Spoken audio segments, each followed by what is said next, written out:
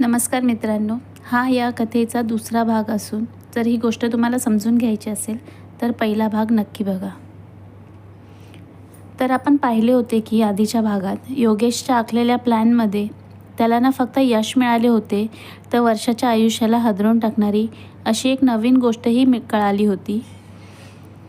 जेव्हा त्या ब्युरो गार्डला पकडून त्याबद्दलचे पक्के पुरावे जमा करण्याचे काम योगेश करत होता, तेव्हा त्या CCTVच्या फुटेजमध्ये राकेश एका स्त्रीसोबत दिसला. त्याच्याकडे जे राकेशबद्दलचे पुरावे होते त्यातून हे स्पष्ट दिसत होते की राकेश आणि त्या स्त्रीमध्ये अनैतिक संबंध होते. त्याला तर विश्वासच बसत नव्हता की ज्या माणसाबद्दल वर्षाच्या मनात इतका आदर आहे, ज्याच्याबद्दल बोलून बोलून ती थकत नाही आणि ज्याच्यावर तिचा इतका विश्वास आहे, तो हाच माणूस आहे. त्याच्या स्वतःच्या डोळ्यांवर विश्वासच बसत नसतो, म्हणून तो ते फुटेज सारखं बघत असतो. शेवटी तो ठरवतो की वर्षाला ह्याबद्दलची माहिती देण्याआधी तो त्या स्त्रीबद्दल सगळी माहिती काढेल, कारण त्याला हेही माहिती असते की हे सगळं सांगण्यात जर त्याची काहीही किंवा छोटीशी जरी चुकी झाली तर त्याचा परिणाम त्याच्या आणि वर्षाच्या मैत्रीवरही होऊ शकतो. त्याने आपले सर्व सोर्सेस वापरून त्या महिलेबद्दल कण माहिती मिळवली. तिचे नाव निलिमा होते. ती एक अविवाहित स्त्री असून ती बऱ्याच वर्षापासून राकेशच्याच ऑफिसमध्ये काम करत होती. ती राकेशची खूप चांगली मैत्रीणही होती. काढलेल्या माहितीवरून राकेश व तिचे फोन कॉल्स सतत असल्याचे आढळून आले. या दोघांचे चॅटही त्याने चेक केले.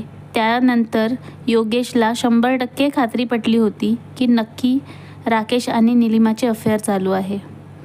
आता तर त्याच्यासाठी अजून एक नवीन आणि अवघड प्रश्न उभा राहिला होता की आता हे सगळं तो वर्षाला कधी व कसं सांगणार, आणि तिला जेव्हा हे सर्व माहिती पडेल तेव्हा तिची काय रिॲक्शन असेल. 2 महिने असेच निघून गेले. अजूनही योगेशने वर्षाला काहीही सांगितले नव्हते. त्यातून त्या दोघांना कळाले की पुढच्या आठवड्यात त्यांना 7 ते 8 दिवसांकरता न्यूयॉर्कमध्ये एका कॉन्फरन्ससाठी जायचं आहे. तेव्हा लगेचच त्याने तिला हे सर्व कधी व कसे सांगायचे याचा प्लॅन रेडी केला. अखेरीस तो दिवस उजाडला जेव्हा त्यांना आज कॉन्फरन्ससाठी फ्लाईट घ्यायची होती. जेव्हापासून योगेशला राकेशचे सत्य कळाले होते तेव्हापासून तो वर्षाची अति काळजी घेत होता आणि त्याच्यातला हा बदल वर्षालाही समजत होता.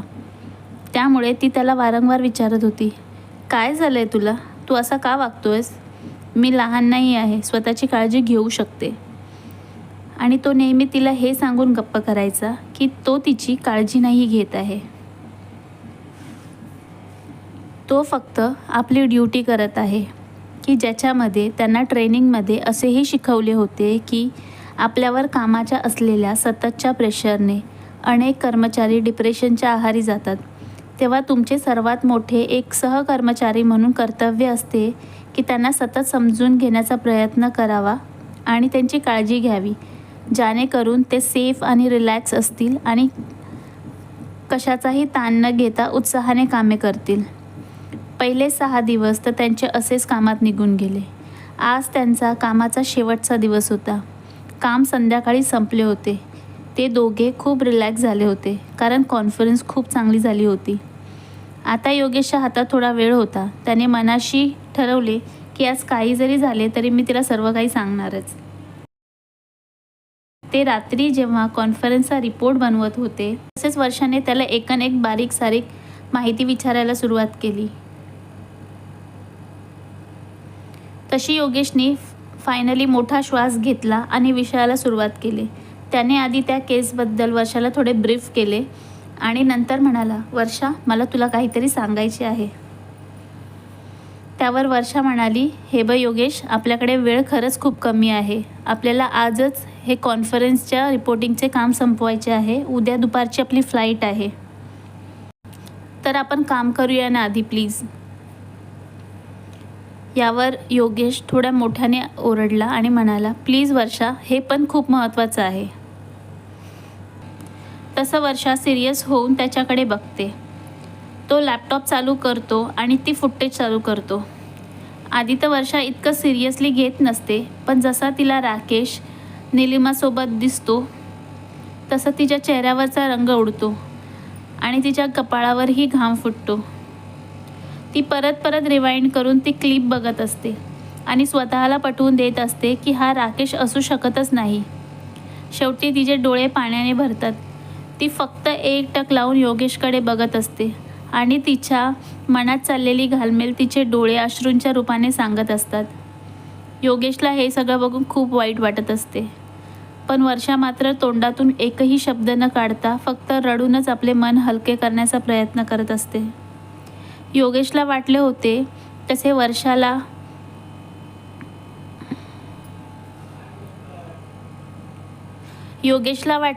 तसे काहीच घडले नव्हते. त्याला अशी अपेक्षा होती की जसे वर्षाला हे सर्व कळेल तशी ती राकेशला ह्याचा जाब विचारेल, पण तिचे हे वागणे अगदी तिच्या स्वभावाच्या विरुद्ध निघाले होते. ती अख्खी रात्र एकही मिनिट झोपली नव्हती, फक्त रडत होती आणि कसला तरी विचार करत होती. योगेशलाही तिच्या काळजीने झोप आली नव्हती. तो प्रयत्न करत होता की तिचं मन बदलण्याचा, पण तिचे त्याच्या बोलण्याकडे लक्षच नव्हते. अशी सकाळ झाली तशी ती आवरण्यासाठी उठली. योगेशने कॅब बुक केली आणि ते दोघे परतीसाठी निघाले. पूर्ण प्रवासातही वर्षा एकही शब्द बोलली नव्हती योगेशशी, पण योगेशचे मात्र संपूर्ण लक्ष फक्त तिच्याकडेच होते. त्याला असे वाटत होते की कदाचित वर्षा स्वतःशीच आतल्या आत भांडत आहे. तिचं कदाचित स्वतःच्या विचारांशी एकमत होत नसावं. असाच बराच वेळ निघून गेला आणि अखेरीस वर्षा झोपी गेली. ती झोपली आहे ह्याची खात्री करून योगेशनेही आपले डोळे बंद केले व क्षणातच त्यालाही झोप लागली. फ्लाईट लँड होण्याची वेळ जसजशी जवळ आली तसतशी अनाऊन्समेंट होऊ लागली व त्या आवाजाने या दोघांनाही जाग आली. आता फ्लाईट लँडही झाली होती, तसे त्या दोघांनी चेकआउटही केले. तरी वर्षा योगेशशी एकही शब्द बोलली नव्हती. आता तर दोघं आपापल्या घरी जायला निघाले. तसे योगेशने वर्षाला मागून आवाज दिला, वर्षा. तसं वर्षाने मागे वळून पाहिले. योगेश पुढे म्हणाला, मी येऊ का घरी सोडायला? तर तिने नकारार्थी मान हलवली. तसं तो म्हणाला, येतो ना प्लीज. ती म्हणाली, नको, मला खरंच खूप काळजी वाटते तुझी. योगेश म्हणाला, नको करूस माझी काळजी, वर्षा म्हणाली. आज जे पण होत आहे ना ते फक्त आणि फक्त माझ्यामुळेच घडतं आहे. याच्यात राकेशची काहीच चुकी नाही आहे. हे ऐकून योगेश आश्चर्यचकित झाला. त्याला तर कळतच नव्हते की वर्षा असं का वागते. वर्षा त्याला म्हणाली, आता आपण एक काम करूया, घरी जाऊया आणि उद्या ऑफिसमध्ये भेटूया. आज मी ऑफिसमध्ये नाही येऊ शकत कारण की मी खरंच खूप थकली आहे.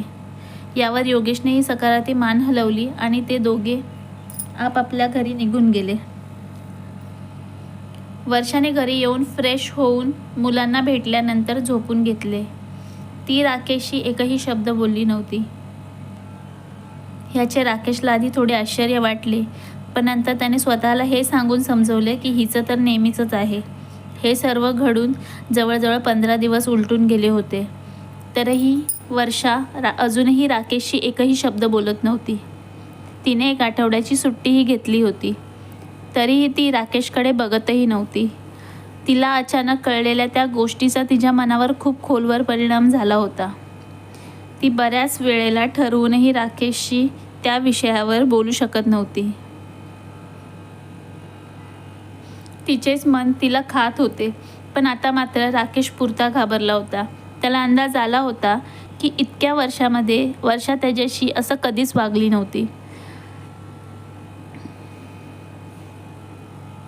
पण आता मात्र राकेश पुरता घाबरला होता. त्याला अंदाज आला होता की इतक्या वर्षात वर्षा त्याच्याशी अशी कधीच वागली नसल्याने तिचं काहीतरी मोठं बिनसलं आहे. त्याला त्याच्या आणि निलिमाच्या असलेल्या नात्याबद्दल वर्षाला कळाले आहे अशी खात्री वाटत होती. तर चला बघूया पुढे वर्षा आणि राकेश आणि योगेशच्या आयुष्यात काय काय घडणार आहे. जर तुम्हाला ही स्टोरी आवडली असेल तर नक्की शेअर आणि लाईक करा. नवीन भागांचे अपडेट्स मिळवण्यासाठी नक्की सबस्क्राईब करा. थँक्यू.